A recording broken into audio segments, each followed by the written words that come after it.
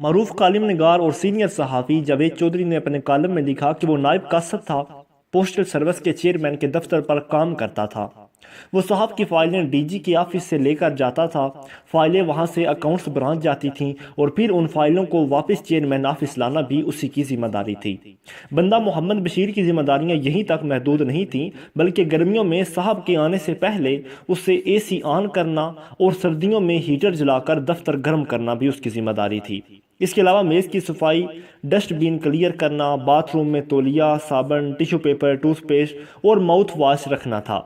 صاحب کی گاڑی کا دروازہ کھولنا، ڈکی سے بریف کیس نکالنا، مہمانوں کا استقبال، چائے پانی کا بندوبست، ٹفن باکس کھول کر لنچ لگانا، برتن دھونا اور صاحب کا کوٹ اتارنا، میٹنگ سے پہلے کوٹ پہنانا، صاحب کا بریف کیس گاڑی تک لانا، صاحب کے لیے دروازے کھولنا، صاحب کے جانے کے بعد دفتر کو اپنی نگرانی میں لاک کرنا اور بیگم صاحبہ کی فرمائشیں پوری کرنا، خان سامہ کو سبزی، ترکاری، گوشت اور اناج کی دکانوں تک لے کر جانا، درزی سے کپڑے لانا، بیگم صاحبہ کی جوتے تبدیل کروانا اور دھوبی کے ساتھ حساب کرنا بھی اس کے فرائض میں شامل تھا۔ لیکن ان تمام فرائض کی ادائیگی کے بعد اسے صرف 8,000 روپے ملتے تھے۔ یہ 8,000 روپے اس کی کل متاع تھے۔ زندگی کے تمام تقاضے 8,000 روپے کے اس کمزور سے ستون پر کھڑے تھے اور یہ ستون روز دائیں بائیں لرزتا کانپتا۔ وہ نسلوں سے غریب تھا، والد بھی نائب قاصد تھا، وہ فوت ہونے سے پہلے اسے بھی نائب قاصد بھرتی کرا گیا۔ تعلیم انڈر میٹرک تھی اور یہ تعلیم بھی اس نے ٹھنڈی ننگی زمین پر بیٹھ کر حاصل کی تھی۔ بہنیں شادی شدہ تھیں مگر وہ بھی عسرتناک زندگی گزار رہی تھیں۔ ایک بڑا بھائی تھا، وہ غربت کی وجہ سے بھاگ گیا، وہ آخری بار کراچی میں دیکھا گیا تھا۔ اس کے بعد اس کی کوئی خبر نہیں ملی۔ چیئرمین صاحب کی مہربانی سے والد کا سرکاری کوارٹر اس کے نام منتقل ہو گیا۔ یہ بوسیدہ بدبودار کوارٹر اس کی کل کائنات تھا، لیکن ٹھہریے، کوارٹر کے علاوہ بھی اس کی ایک کائنات تھی۔ یہ کائنات اس کی بوڑھی بیمار والدہ تھی۔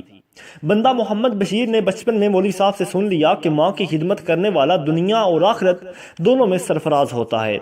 یہ نکتہ ایک بیج بن کر اس کے دماغ کی زرخیز مٹی میں گرا اور وہ بیج وقت گزرنے کے ساتھ ساتھ تناور درخت بن گیا۔ ماں اس کی واحد پناہ گاہ تھی اور وہ ماں کا تنہا سہارا تھا۔ وہ دن کے وقت چیئرمین صاحب کی چاکری کرتا تھا اور صبح و شام اور رات میں والدہ کی خدمت۔ یہ اس کی کل زندگی تھی۔ میں آپ کو یہ بھی بتاتا چلوں کہ بندہ محمد بشیر نے شادی نہیں کی۔ کیوں؟ یہ وجہ بھی اس کی زندگی کی طرح دلچسپ تھی۔ بندہ محمد بشیر کی والدہ حج کرنا چاہتی تھیں۔ یہ والدہ کی زندگی کی واحد خواہش تھی۔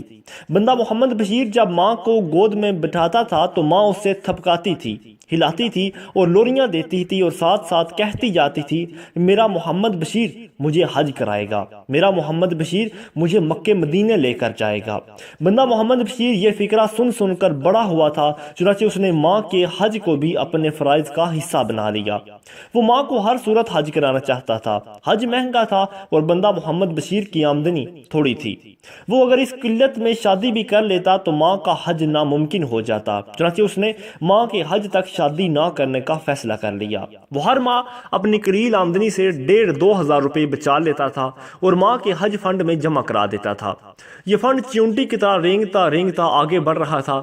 ہم سٹوری کو یہاں روکتے ہیں اور آپ کو یہ بتاتے ہیں کہ لوگ محمد بشیر کو بندہ محمد بشیر کیوں کہتے تھے۔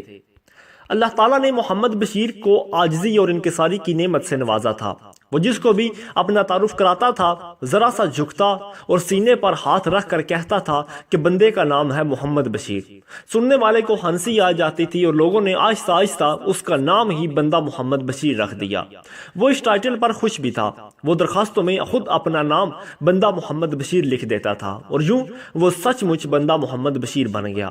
ہم واپس ماں کے حج کی طرف آتے ہیں۔ بندہ محمد بشیر نے بہرحال 2005 میں حج کے پیسے جمع کر لیے۔ وہ درخواست جمع کرانے گیا تو پتا چلا کہ محرم کے بغیر حج نہیں کر سکتی۔ یہ نئی افتاد تھی۔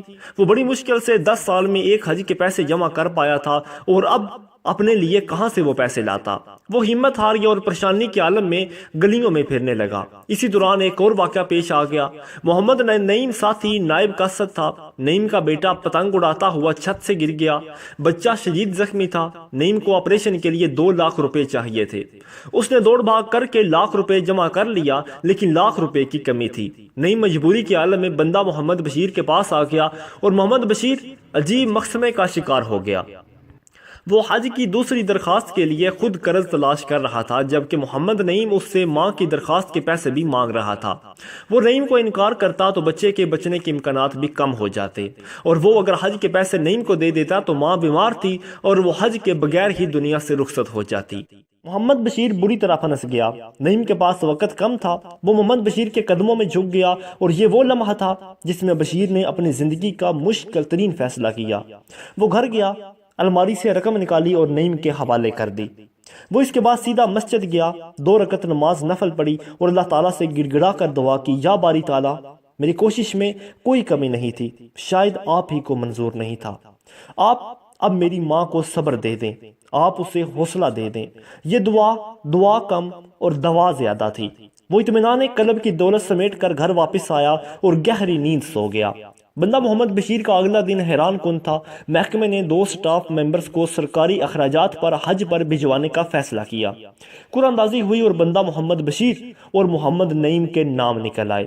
محمد نعیم کو ہسپتال میں اطلاع دی گئی۔ وہ سیدھا دفتر آیا، چیئرمین سے ملاقات کی اور محمد بشیر کی زندگی 10 سال تک ماں کے حج کے لیے رقم جمع کرنے اور پھر یہ رقم زخمی بچے کے آپریشن کے لیے دینے تک ساری داستان انہیں سنا دی۔ چیئرمین کے ماتھے پر پسینہ آ گیا۔ محمد نعیم نے چیئرمین سے عرض کیا، میری درخواست ہے کہ آپ میری جگہ محمد بشیر کی والدہ کو حج پر بھجوا دیں۔ میں جوان آدمی ہوں، مجھے اللہ تعالیٰ مزید موقع دے گا۔ چیئرمین کے پاس انکار کی گنجائش نہیں تھی اور نعیم نے درخواست بھی دی۔ چیئرمین نے منظوری دے دی اور یوں بندہ محمد بشیر اپنی والدہ کو ساتھ لے کر حج پر روانہ ہو گیا۔ محمد بشیر حج کے دوران اپنی ماں کی جی جان سے خدمت کرتا رہا۔ یہ خدمت دیکھ کر ایک ساتھی خاندان متاثر ہوا اور حج کے دوران ہی اسے بیٹی کا رشتہ دے دیا۔ وہ اور اس کی والدہ واپس آئے۔ چند ماہ بعد شادی ہو گئی۔ سسر نے بیٹی کو جہیز میں 10 مرلے کا چھوٹا سا مکان دے دیا۔ یہ لوگ نئے گھر میں شفٹ ہوئے۔ لڑکی پڑھی لکھی اور سمجھدار تھی۔ اس نے گھر میں 10 سلائی مشینیں رکھیں، محلے کی لڑکیاں اکٹھی کیں اور اپنا بوتیک بنا لیا۔ بوتیک کامیاب ہو گیا۔ آج 10 برس بعد بندہ محمد بشیر ملک محمد بشیر بن چکا ہے۔ یہ ہر سال 10 ضرورت مندوں کو حج کراتا اور اللہ تعالیٰ کا لاکھ لاکھ شکر ادا کرتا ہے۔ یہ اپنی کامیابی کو کامیابی نہیں، حج اکبر کہتا ہے۔